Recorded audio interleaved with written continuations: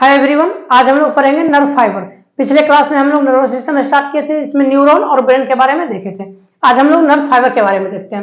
Nerve fibre होता क्या है? एक्सॉन को ही बोलते हैं नर्व फाइबर, ठीक है। एक्सॉन को ही बोलते हैं नर्व फाइबर, ठीक है। ये दो टाइप के होते हैं, मे बी या सेंसरी, या तो सेंसरी हो सकता है या तो मोटर हो सकता है। सेंसरी को एफरेंट बोलते हैं और मोटर को इफरेंट, ठीक है।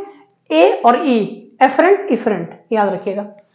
सेंसरी क्या होता है? जो ब्रेन में इंफॉर्मेशन ले जाता है। इसको याद है, सेल बॉडी बोले थे, इसको डेंड्राइट्स बोले थे, इसको एक्सॉन बोले थे पूरा को, इसको एक्सॉन टर्मिनल बोले थे। तो सेल बॉडी से इंफॉर्मेशन जाता है, इधर भी देखिए सेल बॉडी से इंफॉर्मेशन जाता है, ठीक है। सेल बॉडी के अपोजिट हमेशा इंफॉर्मेशन जाएगा, सेल बॉडी के अपोजिट। तो ये जो सेंसरी होता है, ये बॉडी के किसी भी पार्ट से ब्रेन में ले जाएगा, ठीक है। ये ब्रेन में ले जा रहा है, देखिए ब्रेन में ले जा रहा है, सेंट्रल नर्वस सिस्टम में, ब्रेन में या स्पाइनल कॉर्ड में ले जा रहा है, तो उसको बोलेंगे सेंसरी या एफरेंट। ए मतलब आने वाला, ब्रेन में आने वाला, ब्रेन को मेन मान लीजिए, आने वाला अगर ब्रेन में आ रहा है तो एफरेंट, ब्रेन से जा रहा है तो इफरेंट। तो ब्रेन में जो आ रहा है आने वाला, उसको एफरेंट, अपने आप ई से जाने वाला हो जाएगा, ठीक है। चलिए, और जो ब्रेन से आ रहा है इंफॉर्मेशन, उसको बोलते हैं मोटर या इफरेंट, ठीक है। उसको क्या बोलते हैं? मोटर या इफरेंट। ऐसे समझ लीजिए जैसे पीछे से आपका किसी ने हाथ पकड़ लिया, आपको फीलिंग हुआ कि किसी ने हाथ पकड़ लिया, तो वो कौन करता है? सेंसरी, जो कि ब्रेन में इंफॉर्मेशन भेज दिया।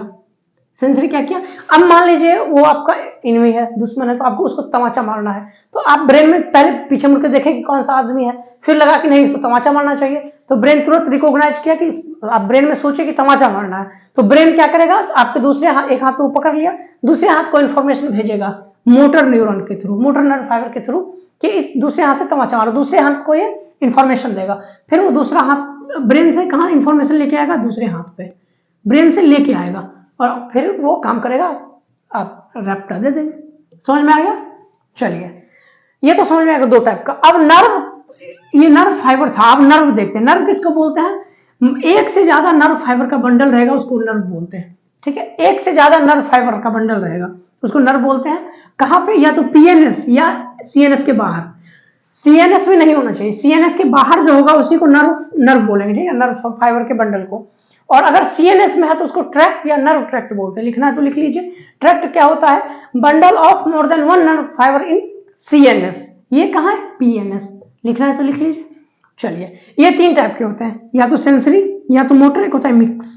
सेंसरी तो समझ में आ गया, जो ब्रेन में लाएगा, ठीक है, ब्रेन में लाएगा, यहां पे पढ़ते ब्रेन में ले जाएगा। तो ये क्या कर रहा है? ब्रेन में ले जा रहा है। एक से ज्यादा है ना, दो दो बनाए 2 4 10 बहुत हो सकता है, बनाए हम दो ही। मोटर जो ब्रेन से लाता है, देखिए ये दोनों क्या कर रहा है? ब्लैक वाला ब्रेन में ला रहा है, ब्रेन से ला रहा है, ये ब्रेन में ले जा रहा है, ये ब्रेन से ला रहा है, ठीक है। तो ब्लू वाले को हम डिकोड किए हैं कि ब्रेन में जा रहा है, और ब्लैक वाले को ब्रेन से ला रहा है। और ये मिक्स क्या करता है? मिक्स में दोनों रहता है, जाने वाला भी आने वाला भी। देखिए ब्लैक वाला भी है और ब्लू वाला भी है, मतलब ब्लैक वाला ला रहा है और ब्लू वाला ले जा रहा है। सीएनएस का मतलब क्या होगा? ब्रेन या स्पाइनल कॉर्ड, दोनों याद रखिएगा, ठीक है। इतना समझ में आ गया? ये है सेंसरी का मतलब केवल वो ब्रेन में ले जाएगा। मोटर केवल लाएगा। मिक्स मतलब लाएगा भी और ले जाएगा भी।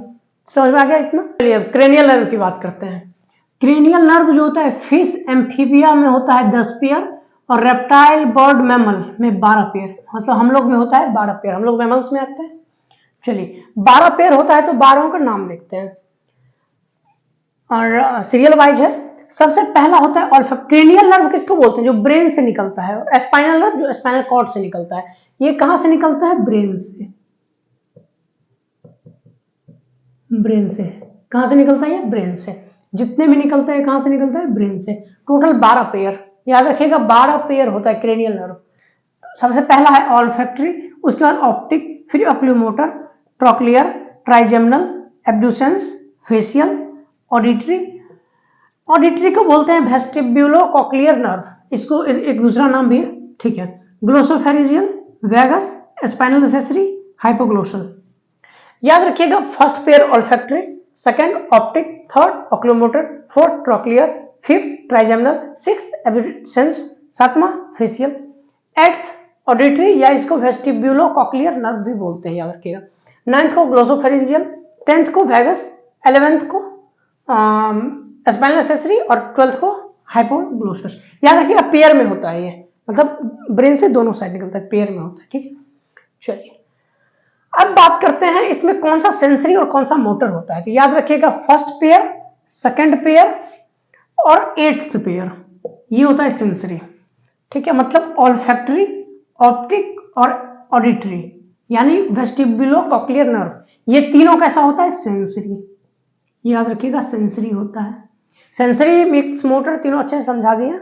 चलिए अब उसके बाद मिक्स की बात करते हैं। तो मिक्स कौन सा होता है, ऑक्ल्यूमोटर, ट्राइजेमिनल, फेशियल, ग्लोसोफेरिंजियल, वैगस, ये सारे कौन होते हैं, मिक्स।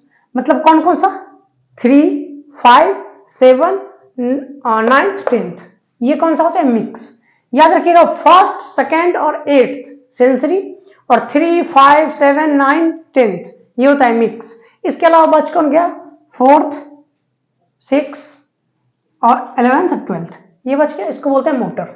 याद रखिएगा 4 गो मोटर होता है। तो ऐसे याद रखिएगा, मिक्स को कहा याद रखिएगा, मोटर और सेंसरी याद रखिएगा, बच गया जो मिक्स। तो 1, 2 और 8 सेंसरी, बात खत्म। उसके बाद 4, 6, 11, 12 मोटर, बाकी जो बच गया मिक्स। समझ। अभी याद कैसे करिएगा, तो याद करने के लिए एक फॉर्मूला याद रखिएगा, ओटा फैग VSH, ये याद रखिएगा, ओटा फैग VSH। ओ से हो गया 3 गो, ऑल्फैक्टरी, ऑप्टिक, ऑक्ल्यूमोटर, ओ खत्म। टी से ट्राइजेमिनल और ट्रोक्लियर, ट्रोक्लियर ट्राइजेमिनल, बात खत्म। ए से एब्डुसेंस, एफ से फेशियल, फिर आया ए, कैपिटल लिख लीजिएगा, ए से फिर ऑडिटरी, जी से ग्लोसोफेरेंजियल, वी से वैगस, एस से स्पाइनल एक्सेसरी, एच से हाइपोग्लोसस, बात खत्म। याद रखने का अच्छा ट्रिक है। अब स्पाइनल नर्व की बात करेंगे तो वो 31 पेयर होता है, याद रखिए 31 पेयर होता है, और सारा का सारा मिक्स रहता है, उसमें मोटर सेंसरी वाला बात नहीं होता है, सारा का सारा मिक्स रहता है। तो देखने का, उसको डिटेल में पढ़ने की जरूरत नहीं है, डिटेल में बस ये 12 पेयर था तो देख लीजिएगा, ठीक है, अच्छे से इसको समझ लीजिएगा। याद रखिएगा 1, 2 और 8 पेयर है सेंसरी, उसके बाद 4th, 6th और 11th, 12th ये कौन सा हो गया, मोटर, रेस्ट ऑफ मिक्स। याद रखिएगा फिश और एम्फीबिया में 10 पेयर ही होता है, रेप्टाइल, बर्ड, मैमल में 12 पेयर। ये क्रेनियल नर्व उसको बोलते हैं जो ब्रेन से निकलते हैं, स्पाइनल नर्व जो स्पाइनल कॉर्ड से निकलते हैं। Cranial nerve 12 pair, spinal nerve 31 pair.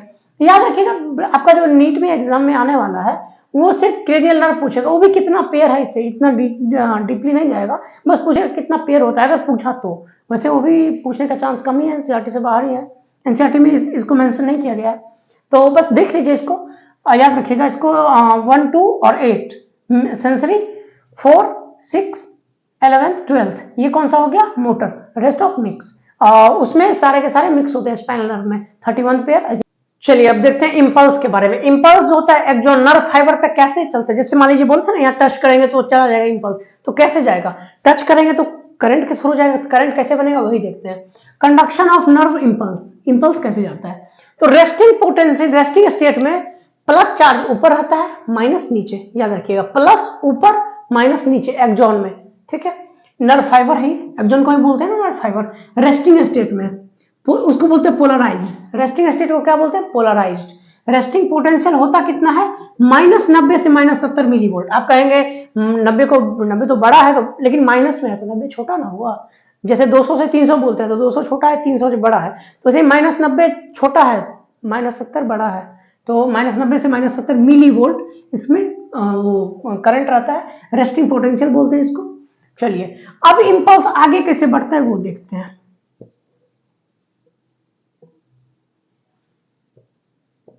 ठीक है, चलिए ऊपर में कौन सा चार्ज था, प्लस, नीचे में माइनस। चलिए इसको कौन सा स्टेट बोलते हैं, पोलराइज्ड। अब मान लीजिए कोई टच किया तो तुरंत ये अपोजिट हो जाएगा, माइनस प्लस, ये अपोजिट हो गया।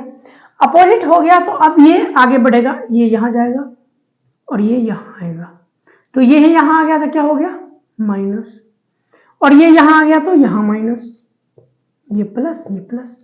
समझ में आ गया। अब ये तो पहले जैसा हो गया, फिर ऐसे ही आगे बढ़ेगा, ये बात खत्म, ये सर्किट खत्म। फिर अगला सर्किट बनेगा, यहाँ पे ये आएगा, यहाँ ये आएगा, तो यहाँ हो जाएगा माइनस और यहाँ हो जाएगा प्लस, यहाँ माइनस यहाँ प्लस। तो ये जो सर्किट दिख रहा है आपको, ये सर्किट।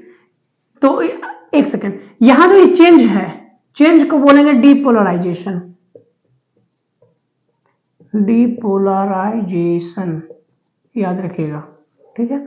और ये जो पीछे ठीक हो रहा है, पहले देखिए चेंज है, फिर आगे बढ़ेगा तो ये ठीक हो जाएगा, तो ठीक वाले को बोलते हैं रिपोलराइजेशन।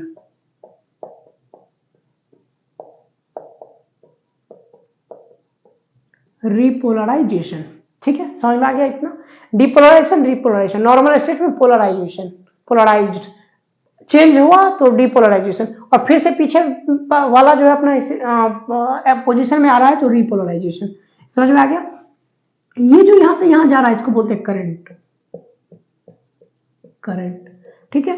ये जो पूरा दिख रहा है आपको, ये यहां से आया, यहां से ये गया, तो देखिए एकदम गोल एक सर्किट सा बन गया, तो इसको बोलते हैं इलेक्ट्रिकल सर्किट।